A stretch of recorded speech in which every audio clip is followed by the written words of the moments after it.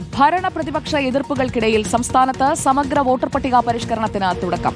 Booth level ഓഫീസർമാർ വീടുകളിലെത്തി വിവരശേഖരണം തുടങ്ങി. അതേസമയം SIR-നെതിരെ നിയമ നടപടിക്ക് തയ്യാറെടുക്കുകയാണ് സംസ്ഥാന സർക്കാർ. സമഗ്ര വോട്ടർ പട്ടിക പരിഷ്കരണത്തിന്റെ പ്രാഥമിക നടപടികൾക്കാണ് തുടക്കമായത്. എന്യൂമറേഷൻ ഫോമുകളുമായി BLOമാർ ഗൃഹസന്ദർശനം തുടങ്ങി. അതിവേഗത്തിൽ വിവരശേഖരണം പൂർത്തിയാക്കാനാണ് ശ്രമം. ഡിസംബർ 9 കരട് വോട്ടർ പട്ടിക പ്രസിദ്ധീകരിക്കും. എല്ലാ ശനിയാഴ്ചകളിലും പുരോഗതി വിലയിരുത്തും. രാഷ്ട്രീയ പാർട്ടികൾ സഹകരിക്കുമെന്ന് പ്രതീക്ഷിക്കുന്നതായി മുഖ്യ തെരഞ്ഞെടുപ്പ് ഓഫീസർ രത്തൻ കേൽക്കർ പറഞ്ഞു.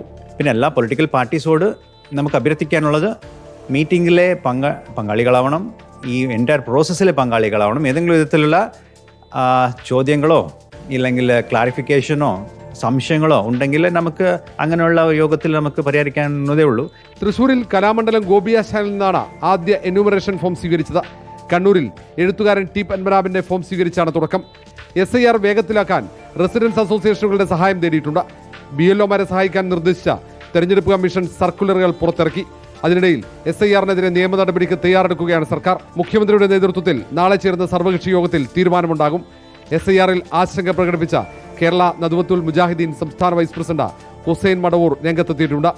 വളരെ അടിത്തട്ടിലുള്ള ആളുകൾ, ദളിതുകൾ, ആദിവാസികൾ, ആ കൂട്ടത്തിൽ ഒരുപാട് വിഭാഗങ്ങൾ ഇതുകൊണ്ട് പ്രയാസപ്പെടും എന്നത് ഉറപ്പാണ്.